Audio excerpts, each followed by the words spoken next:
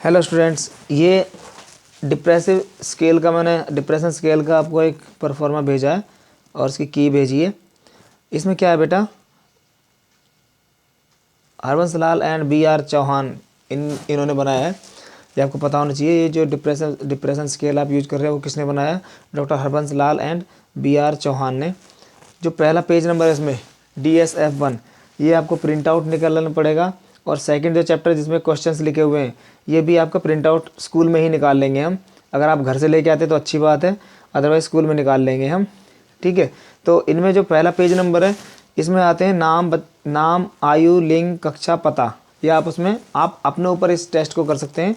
बस इसमें नाम अलग लिखना, ओके। क्योंकि फिर आप जो भी चीज़ें इसमें क्वेश्चंस का आंसर देंगे वो बिल्कुल जेन्युइन होंगे, बिल्कुल सही होंगे। उसका रिजल्ट जो आएगा वो ठीक होगा, झूठ इसमें कुछ नहीं होगा। ठीक है, तो लेकिन जब वो एग्जामिनर पूछेगा उसको बताना कुछ नहीं है कि भी मैंने अपने ऊपर किया है, ये हम किसी और के ऊपर ही करते हैं असल में। तो जब वो आपसे पूछे किसके ऊपर किया है तो आप उसका नाम बताना, जिसको मतलब कोई भी अलग से नाम बताना, ओके। मेरा फ्रेंड है ऐसे करके कुछ भी बता देना उसको। तो इसमें पहले इंस्ट्रक्शंस दे रखे हैं कि उसमें क्या करना है। इंस्ट्रक्शंस जैसे आप उसमें दोगे भी, इसमें कुछ क्वेश्चंस दिए गए हैं, 5 क्वेश्चंस नहीं 20 क्वेश्चंस दिए गए हैं। 20 क्वेश्चंस के सामने हर किसी क्वेश्चन के सामने 5 आपको कुछ पॉइंट्स दिए गए हैं कि आप किस चीज़ में लाई करते हैं उसको, किसी भी बात को। जैसे जो दूसरा पेज है इसमें उसमें क्वेश्चन लिखे हुए हैं, उसका क्या पहला क्वेश्चन क्या है? पहला क्वेश्चन है बेटे, जैसे जीवन की क्रियाओं में मेरी कोई रुचि नहीं है, तो आप खुद क्या सोचते हैं, है ना। मैं कह रहा हूँ आप अपने ऊपर कर लेना, लेकिन नाम बदल देना उसका। पहला प्रश्न है, जीवन की क्रियाओं में मेरी क्या रुचि नहीं है, तो आप इससे कितने सहमत हैं? आप इससे पूर्णतः असहमत हैं कि मैं इस बात को बिल्कुल नहीं मानता, आप थोड़े उससे कम सहमत हैं, या उससे और कम सहमत हैं, या उससे और कम सहमत है, या पूर्णतः सहमत हैं, ऐसे करके। मतलब जो फर्स्ट नंबर है वो तो ये है कि आप उसको 1 नंबर दे रहे हैं कि मैं इससे पूर्णतः असहमत हूँ, मैं इस बात को कतई नहीं मानता।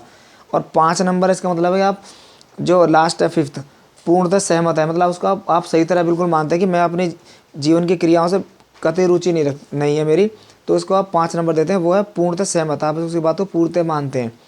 ऐसे करके आप 20 क्वेश्चन के आप आंसर ले लेंगे उससे। बस टिक का निशान लगाना है। अगर वो फर्स्ट की बात कहता है कि हाँ भी मैं फर्स्ट को, जो फर्स्ट क्वेश्चन है उसमें जो पहला पॉइंट है पूर्णतः असहमत, ये मानता हूँ, तो उसको आप यहाँ टिक लगा देंगे। अगर वो 5th को मानता है कि मैं पूर्णतः सहमत हूँ इस बात से, जो इसमें लिखा है बिल्कुल सही बात है कि मैं अपनी ज़िंदगी से परेशान हूँ, मेरी कोई रुचि नहीं है, तो आपको उसमें पॉइंट में उसमें जो 5th पॉइंट है उसमें निशान लगा देना है।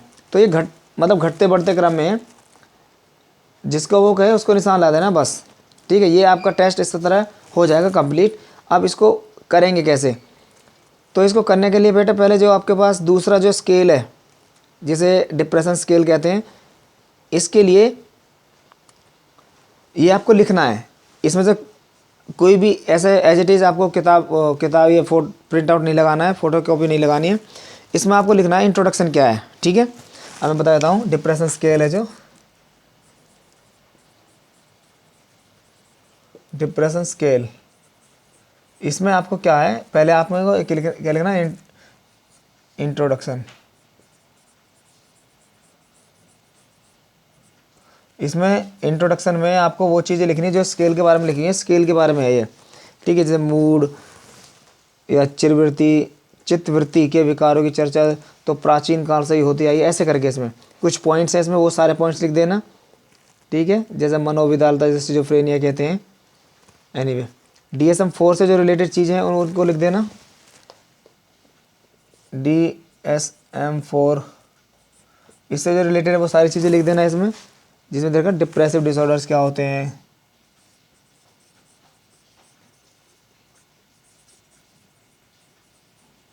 असल में तुम्हें क्वेश्चन करा दिया है मैंने भी, डिप्रेसिव डिसऑर्डर क्या होते हैं ये लिख देना, बाइपोलर डिसऑर्डर क्या होते हैं, मूड डिसऑर्डर क्या होते हैं, ये सब लिख देना, ओके। फिर आता है जी, जैसे इसमें डिप्रेसिव डिसऑर्डर का अच्छे से आगे बता रखा है सारा।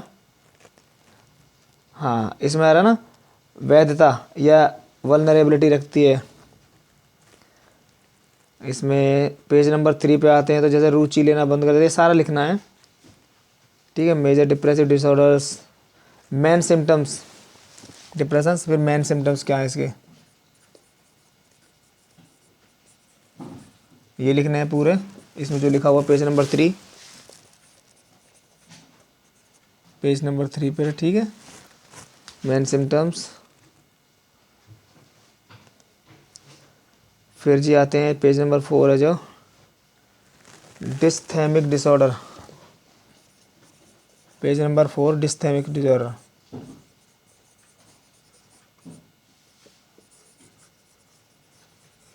डिस्थेमिक डिसऑर्डर ये पूरा लिखना है, इसके बारे में जो लिखा हुआ है आप अभी लिख लें इसे रात को ही, ठीक है। इसमें 8 पॉइंट दे रखे हैं बेटे, 8 पॉइंट लिख लेना। फिर है डीएस, इसकी construction of DS, page number 5 पर, पेज नंबर 5 पर construction of DS, of DS मतलब डिप्रेशन डिसऑर्डर, डिप्रेसिव डिसऑर्डर। तो इसका कंस्ट्रक्शन कैसे हुआ है, ठीक है, ये सारी चीज़ें आ जाएंगी। फिर इसका एडमिनिस्ट्रेशन, ये एडमिनिस्ट्रेशन से ही हम उसका रिजल्ट निकालेंगे। पेज नंबर 5 पर ये एडमिनिस्ट्रेशन,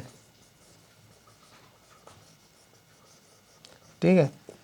इसका एडमिनिस्ट्रेशन कैसे होता है, तो इसमें जैसे इसमें हिंदी में ही दिया हुआ है, आप हिंदी में ही कर लें, कोई दिक्कत नहीं है। जैसे इसमें लिखा हुआ है, मैं पढ़ के सुनाता हूँ। ये एक आत्म प्रशासन प्रणाली मतलब सेल्फ एडमिनिस्ट्रेटिंग स्केल है, और इस प्रकार इसे व्यक्तिगत तथा समूह स्तर पर प्रसारित किया जा सकता है, मतलब दोनों ही ग्रुप पर कर सकते हैं, एक इंडिविजुअली और एक ग्रुप पर भी। इसमें कोई समय सीमा नहीं है, आप उसको बता देंगे, जो एग्जामिनर होगा वो भी आपसे पूछेगा इसकी समय सीमा क्या है, मतलब इसका टाइम लिमिट क्या है। तो क्योंकि आप इसे पढ़ोगे, इसमें याद रखना इसकी कोई समय सीमा नहीं है। यही इंस्ट्रक्शन हम अपने सब्जेक्ट को देते हैं, परंतु इसका संपूर्ण प्रशासन लगभग 20 मिनट से लेकर मिनट ले लेता है। मतलब ये बताता है कि 20 मिनट में लगभग हो ही जाता है, क्योंकि 20 क्वेश्चन है और थोड़ी थोड़ी देर एक बार पढ़ के आंसर देना है, तो ये कह रहे हैं लगभग 20 मिनट लग जाते हैं, लेकिन इसका कोई समय सीमा नहीं है। सब्जेक्ट को मतलब प्रयोज्य सब्जेक्ट कहते हैं। प्रयोज्य को मापनी प्रदान की जाती है, मापनी मतलब क्वेश्चनेयर वो दे दिया जाता है, और उससे आवश्यक सूचनाएं ध्यान में बोला जाता है। भाई आप इसको ध्यान से पढ़ें, और जब आपको ठीक लगे जो चीज़ उस पर ही निशान लगाना, ऐसे निर्देश दे दिए जाते हैं। परीक्षक मतलब आप, जो आप उसके ऊपर असेसमेंट कर रहे हो, निर्देशों को बोल बोल कर पढ़ता है। आप उसे इंस्ट्रक्शन है जो पहले पेज पर थे उसे बोल बोल कर पढ़ के सुनाएंगे और समझाते हैं, ताकि वो अपने मन में, बाद में वो अपने मन पर पढ़ता है और समझता है। निर्देश निम्नलिखित होते हैं, जैसे इसमें दिए गए, दोबारा बता दिया आपको निर्देश, अगले पृष्ठ पर वही सब 4 चीज़ें बता दी, ओके। फिर है जी स्कोरिंग एंड इंटरप्रिटेशन। अब ये बहुत इंपॉर्टेंट है, स्कोरिंग कैसे करते हैं। जब आपको वो क्वेश्चन लगा देगा निशान, उसके सामने किस किस पॉइंट पे लगाया, तो इसमें बता रखा है जैसे स्कोरिंग, स्कोरिंग एंड इंटरप्रिटेशन,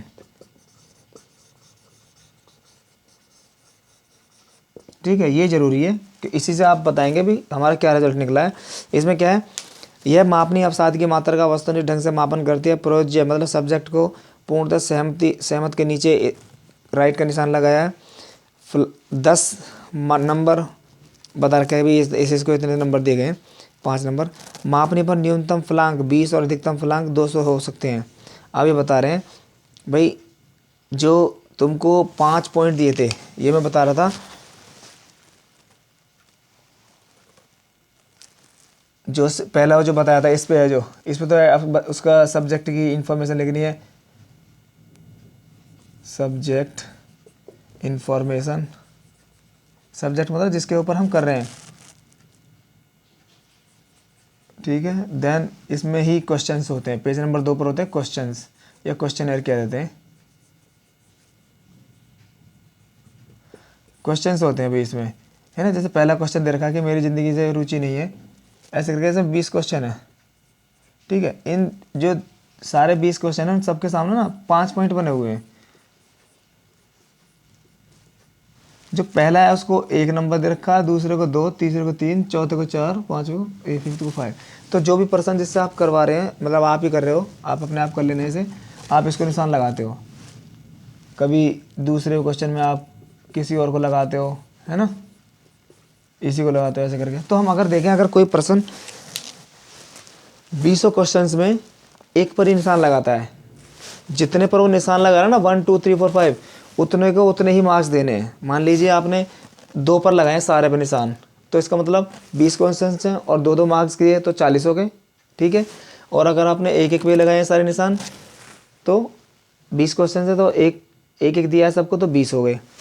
अगर कोई पर्सन सभी पे 5 5 पे निशान लगाता है लास्ट वाले पर, इट मीन्स वो 5 5 है 20 के 25 इंटू 5, 20 इंटू 5 कितना हो गया 100। तो हर किसी के ज़्यादा से ज़्यादा 100 मार्क्स हो सकते हैं और कम से कम 20 मार्क्स हो सकते हैं। ठीक है, तो अब यहाँ पर बताया गया है जैसे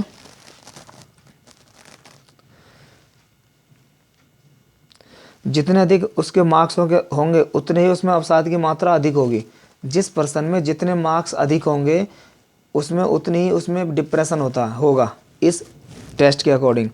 ओके, जैसे इसमें रिलायबिलिटी बता रखी है, रिलायबिलिटी जरूर लिखना। मैं बता रहा था कि रिलायबिलिटी क्या होती है, मैं इसे मिटा देता हूँ। इसका आप पहले स्क्रीनशॉट ले लें, फिर मैं इसको मिटा देता हूँ। ओके, इतना बहुत है। हाँ,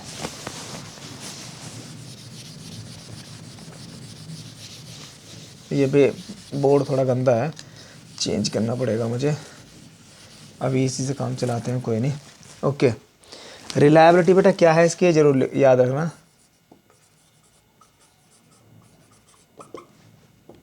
ठीक है, और वैलिडिटी ये याद रखना। ठीक है, जैसे मैं रिलायबिलिटी दे रखी है, टेस्ट रेस्टेड स्टेबिलिटी N 100 दे रखा है कॉलेज स्टूडेंट से। मीडियम आया इसका, मीडियन 278 और F आया इसका 122, R इसका 8.83 था। वैलिडिटी बता रखी है इसमें विद IPAT डिप्रेशन N 35। ये आप थोड़ा सा याद रखना बस, इसे कुछ नहीं कि वैलिडिटी क्या, आप अपने उसमें देख लेना वैलिडिटी क्या होती है, मैं अभी बताऊंगा इसमें देखकर। अच्छा जी, इसमें जैसे रिजल्ट दिखा रखा है, जो रिजल्ट आएगा इसमें स्कोर है ना, स्कोर करने की जो टेबल है वो इसमें दे रखी है नॉर्म्स रिवाइज्ड मार्च। ये जो नॉर्म्स है ना इसके रिवाइज्ड हुए थे मार्च में। अच्छा, इसमें एज बता रखी है, जैसे एज रेंज है 15 से 50 ईयर्स है ना, 15 से 60 ईयर्स, और या फिर मेल के लिए ये। ठीक है, मेल 360 लिए थे एंड फीमेल 312 लिए थे फ्रॉम हरियाणा। ये बहुत अच्छा है, यही टेस्ट बहुत अच्छा रहेगा आपके लिए करने के लिए। तो ऐसे मेल एंड फीमेल के लिए अलग अलग दिखा रखा है क्या क्या स्कोर आता है। जैसे इसमें स्कोर की दे रखी है बेटे, इसमें पहले फॉर मेल, फीमेल। ठीक है, इसमें जैसे अगर आपका मेल है, आप मेल हैं, ठीक है, अगर कोई लड़का अपने ऊपर इस चीज़ को करता है तो अगर उसके 90 से ज़्यादा मार्क्स आते हैं, नंबर आते हैं। ठीक है, और लेडीज़ के मतलब जो लड़की अगर अपने ऊपर करना चाहती है, अगर उसके 94 से ज़्यादा मार्क्स आते हैं तो it means very high depression. ठीक है बेटा, इसका मतलब उसमें उस बच्चे में डिप्रेशन बहुत ज़्यादा हाई है।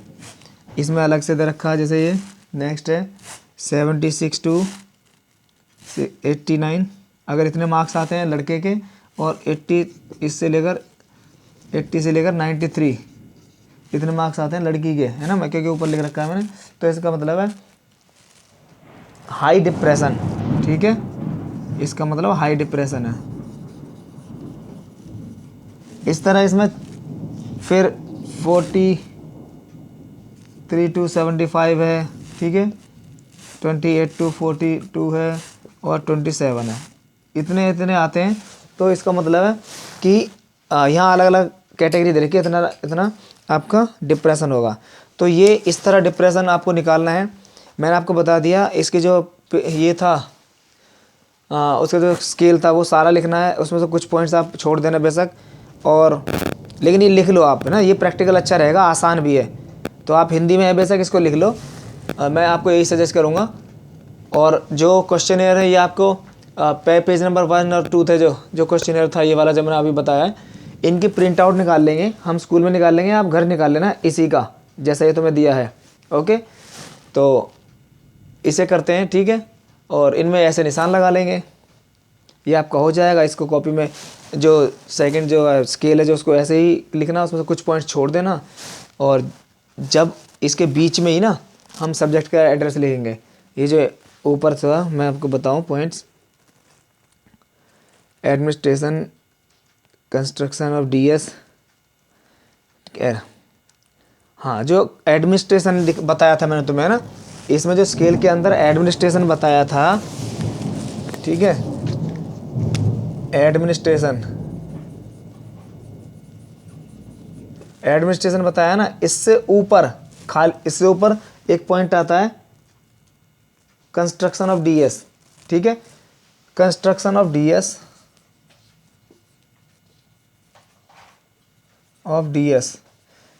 इसके और इसके बीच में जो खाली जगह है ये, ठीक है, यहाँ पर आपको एक नया पॉइंट बनाना है सब्जेक्ट के बारे में,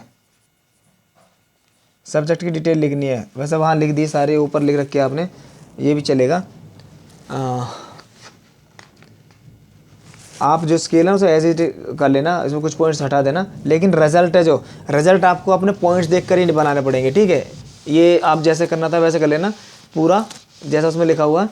रिजल्ट आप इनके अकॉर्डिंग निकालेंगे, है ना। आप जैसे वो पॉइंट बताएगा उससे आप लास्ट में मार्क्स बताएंगे वो उसके इतने आए, और वो किस कैटेगरी में लाई करता है। अगर लड़की है तो किस कैटेगरी में लाई कर रही है, लड़का है तो किस में कर रहा है, जैसे भी आए। फिर आपको कंक्लूजन में लिखना पड़ेगा बेटे। कंक्लूजन में बहुत छोटा सा कंक्लूजन आप ये लिखेंगे भी हमने जो सब्जेक्ट लिया था उसके जो मार्क्स आए हैं वो किस कैटेगरी में लाई कर रहे हैं, मतलब ए में कर रहे हैं, बी में कर रहे हैं, सी में, डी में या ई में या किसी में भी, ठीक है। उसके हिसाब से उसकी कैटेगरी यहाँ पर जो भी आएगी वो इसका रिजल्ट होएगा कि उसमें इतना डिप्रेशन है, ठीक है। तो ये है आपका नेक्स्ट जो भी कर सकते हैं, इसको ज़रूर कर लेना, ये आसान है। ओके, आज रात आप यही करिए, 1 घंटे में हो जाएगा, कोई नहीं, 12 बजे सो जाना, ठीक है। तो ठीक है, अब कल मिलते हैं सुबह, कोई दिक्कत होगी तो। ओके, मैं सुबह 7:45 बजे आ जाऊँगा आपके स्कूल में, ठीक है। चलिए, बाय।